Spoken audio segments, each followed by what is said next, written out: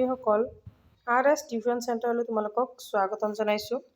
আজি আমি তোমালোকৰ লগত আলোচনা কৰিম ক্লাছ 8ৰ যিটো নৱম পাঠ আছে, 9 নম্বৰ পাঠ ভয়।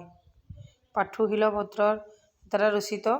তেখেতৰ ইয়াতে চমু পৰিচয় মই ইয়াতে তোমালোকক দেখাই দিছোঁ। চোৱা, এইখিনি তোমালোকে ভালদৰে চাবা।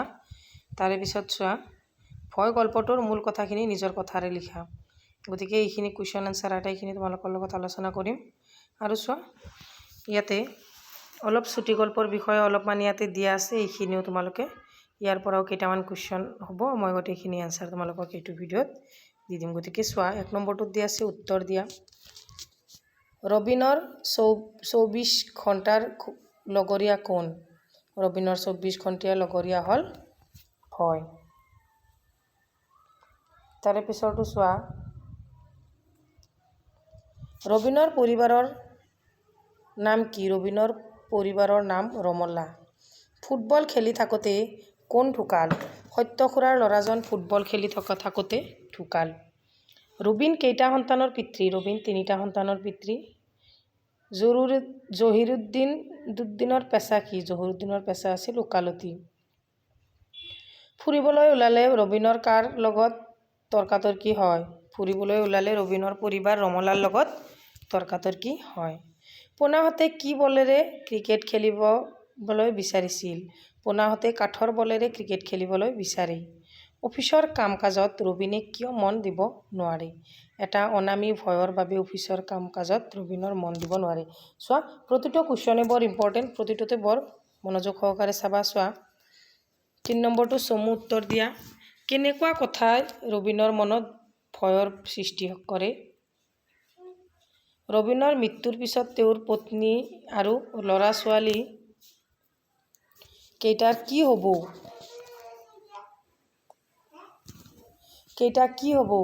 তেওঁৰ পত্নীৰ স্বভাৱ গভীৰতা নাই, কোনো কথাই গভীৰভাৱে ল'ব নাজানে, সতত গা এৰি দিয়া স্বভাৱ।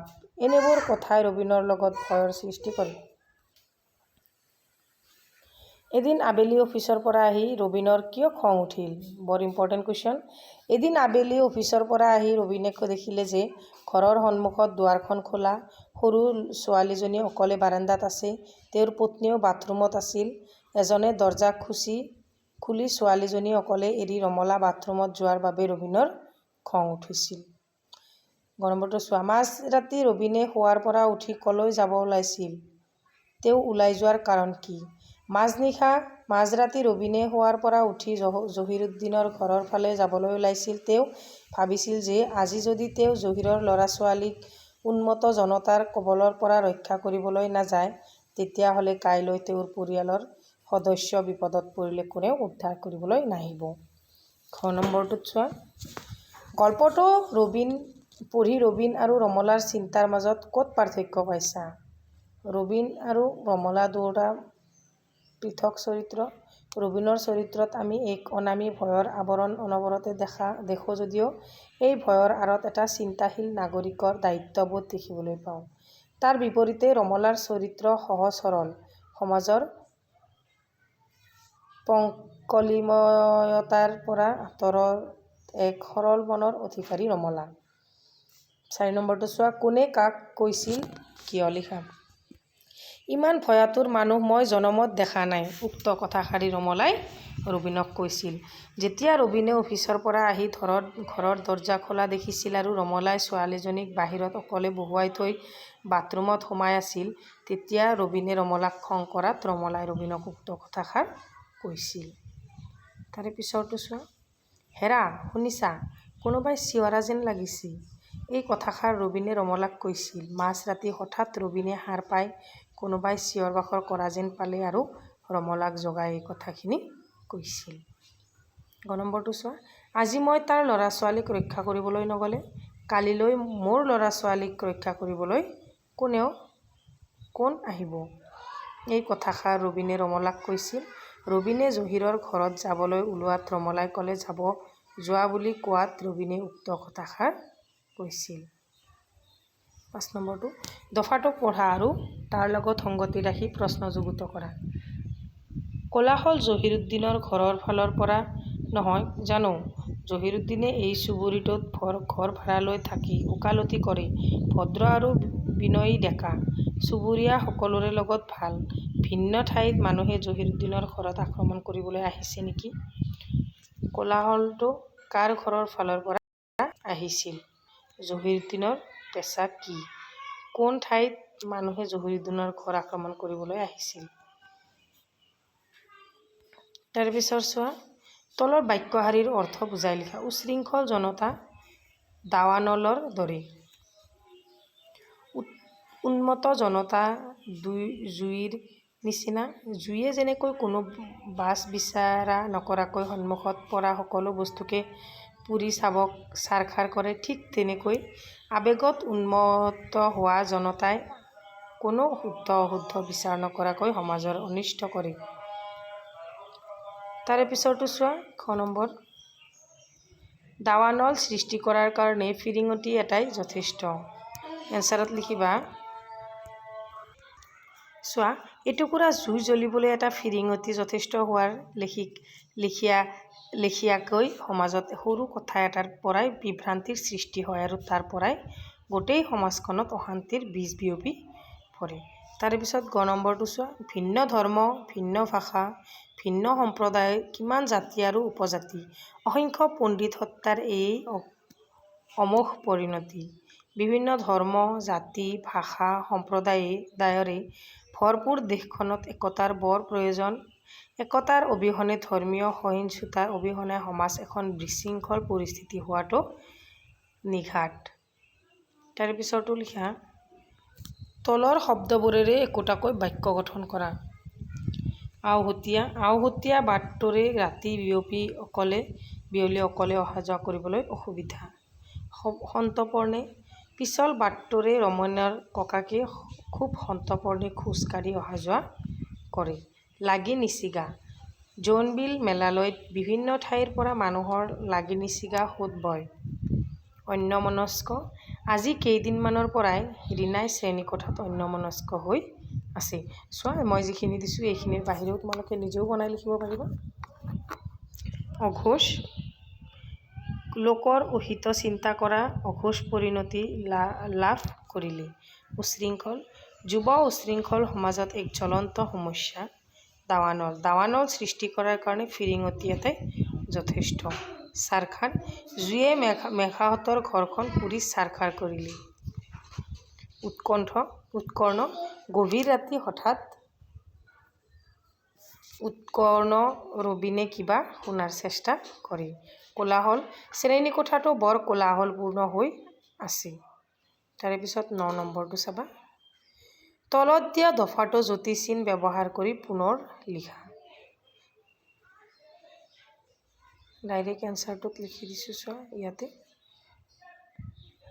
মানুহৰ মুখ শান্তিৰ এক প্ৰধান অন্তৰায় হৈছে ক্ৰোধ।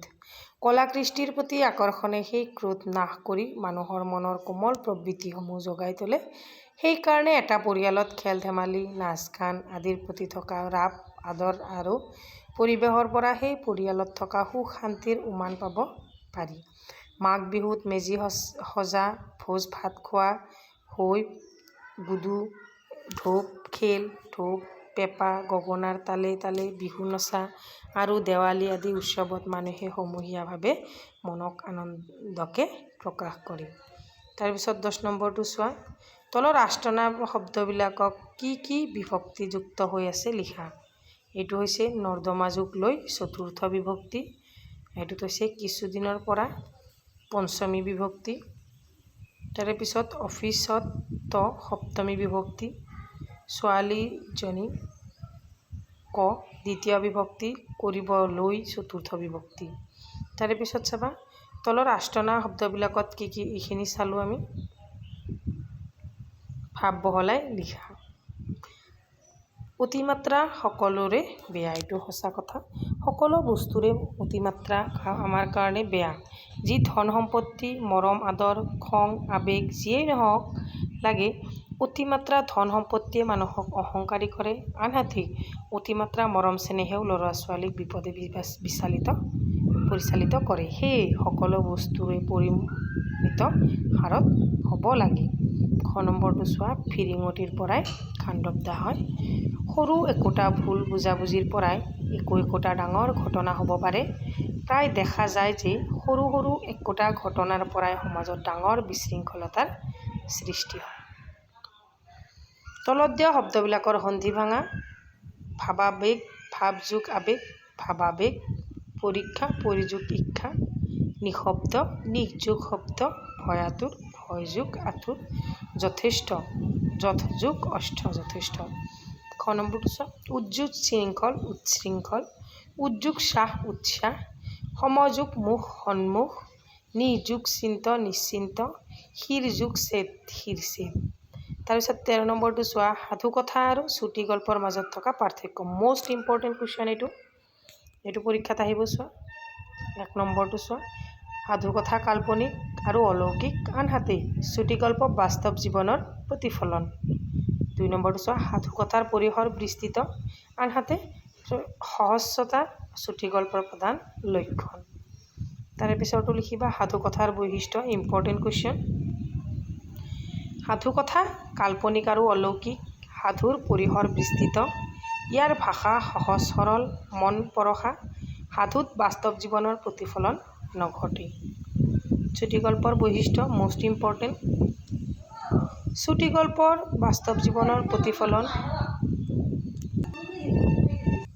তাৰে পিছত চোৱা এইটোত চুটি গল্পৰ পৰিচয় বৈশিষ্ট্য ইম্পৰ্টেণ্ট। 1 নম্বৰটো হৈছে চুটি গল্প বাস্তৱ জীৱনৰ প্ৰতিফলন। সহস্ৰতা চুটি গল্পৰ প্ৰধান লক্ষণ। চুটি গল্পৰ উপস্থাপন বৈচিত্ৰ্যময় আৰু সমাপ্তিৰ ইংগিতপূৰ্ণ হয়। 4 নম্বৰটোত লিখিবা যে কম সময়তে আৰু আখ্যাতে চিত্তাকৰ্ষক কৰিব পৰাটো চুটি গল্পৰ আন এটা বৈশিষ্ট্য। অসমীয়া চুটি গল্পৰ জনক কোন? মষ্ট ইম্পৰ্টেণ্ট কুৱেশ্যন এইটো, একেবাৰে মষ্ট ইম্পৰ্টেণ্ট বুলি ক'লে ভুল নহ'ব। অসমীয়া চুটি গল্পৰ জনক হৈছে লক্ষ্মীনাথ বেজবৰুৱা। শিলভদ্ৰৰ প্ৰকৃত নাম কি? শিলভদ্ৰৰ প্ৰকৃত নাম হৈছে ৰেৱতী মোহন দত্ত চৌধুৰী। প্ৰথম 6 নম্বৰটো হৈছে তেখেতৰ জন্ম ক'ত হৈছিল? শিলভদ্ৰৰ জন্ম গৌৰীপুৰত হৈছিল। শিলভদ্ৰই কোনখন গল্প সংকলনৰ বাবে সাহিত্য একাডেমী বঁটা লাভ কৰে? মধুপুৰ বহুদূৰ গল্প সংকলনৰ বাবে শিলভদ্ৰই সাহিত্য একাডেমী বঁটা লাভ কৰে। শিলভদ্ৰৰ কোন চনত মৃত্যু হয়? 2008 চনৰ 29 ফেব্ৰুৱাৰীত শিলভদ্ৰৰ মৃত্যু হৈছিল। তাৰে পিছৰটো চোৱা শিলভদ্ৰই কোনখন গল্প সংকলনৰ বাবে সাহিত্য একাডেমী বঁটা লাভ কৰে? মধুপুৰ বহুদূৰ গল্প সংকলনৰ বাবে শিলভদ্ৰই সাহিত্য একাডেমী বঁটা লাভ কৰে। মনত ৰাখিবা ইম্পৰ্টেণ্ট। শিলভদ্ৰৰ কোন চনত মৃত্যু হৈছিল? 2008 চনৰ 29 ফেব্ৰুৱাৰীত শিলভদ্ৰৰ মৃত্যু হৈছিল। গতিকে আজিৰ ভিডিঅ'টো চাই কেনেকুৱা পালা? যদি ভিডিঅ'টো চোৱাত তোমালোকৰ অলপ হ'লেও উপকৃত হৈছা তেতিয়াহ'লে চেনেলটো ছাবস্ক্ৰাইব কৰিবা আৰু কমেণ্ট ছেকশ্যনত কমেণ্ট কৰিবা। Thank you for watch.